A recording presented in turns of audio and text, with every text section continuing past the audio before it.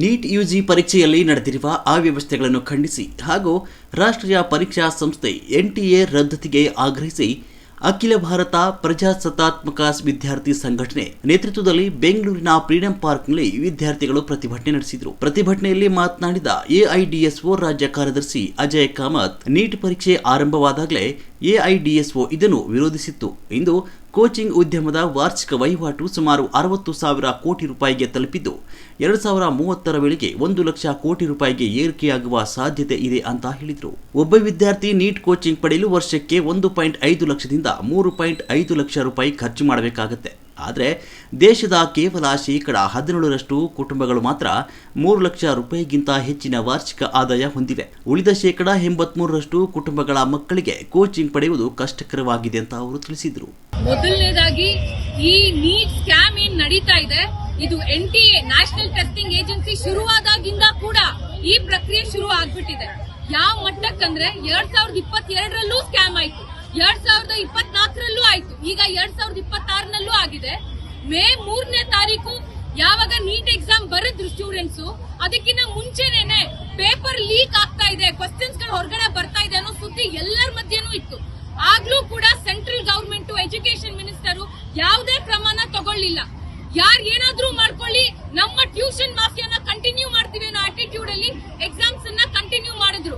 Exam ಆಗಿದ ನಂತರದಲ್ಲಿ ಅವ್ರು ಹೇಳ್ತಾರೆ ಪೇಪರ್ ಪೂರ್ತಿಯಾಗಿ ಲೀಕ್ ಆಗೋಗಿದೆ, ಅದಕ್ಕೆ ನಾವು ಶಿಸ್ತು ಕ್ರಮ ತಗೊಳ್ತೀವಿ ಅಂತ ಹೇಳಿ ಪೇಪರ್ ನ ಬ್ಯಾನ್ ಮಾಡಿ ಈಗ ಮರು ಎಕ್ಸಾಮ್ ಬರೆಸ್ತಾ ಇದೀವಿ ಅಂತ ಹೇಳಿ ಜೂನ್ 21ಗೆ ಕರೆ ಕೊಟ್ಟಿದ್ದಾರೆ.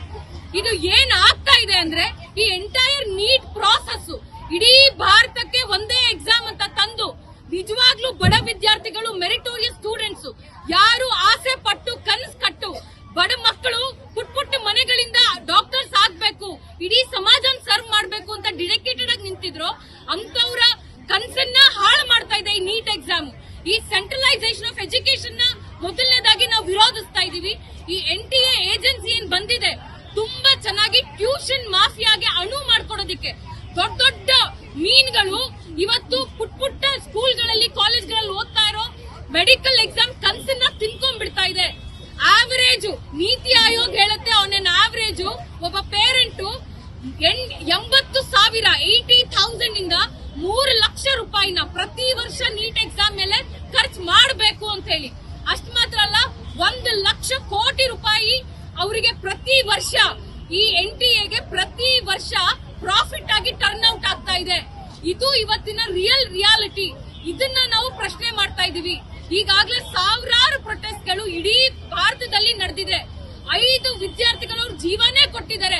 ಈ ಎಕ್ಸಾಮ್ ಸಿಸ್ಟಮ್ ಸರಿ ಇಲ್ಲ, ನೀಟ್ ಟ್ರಾನ್ಸ್ಪರೆಂಟ್ ಎಕ್ಸಾಮ್ ಅಲ್ಲ, ಎನ್ಟಿಎ ಯಾವ್ದನ್ನ ಮಲ್ಟಿ ಲೇಯರ್ ಸೆಕ್ಯೂರಿಟಿ ಸಿಸ್ಟಮ್ ಇಂದ ನಾವು ಎಕ್ಸಾಮ್ಸ್ ಅನ್ನ ಕಂಡಕ್ಟ್ ಮಾಡ್ತೀವಿ ಅಂತ ಬಂದ್ರು ಈ ಪ್ರೈವೇಟ್ ಏಜೆನ್ಸಿ.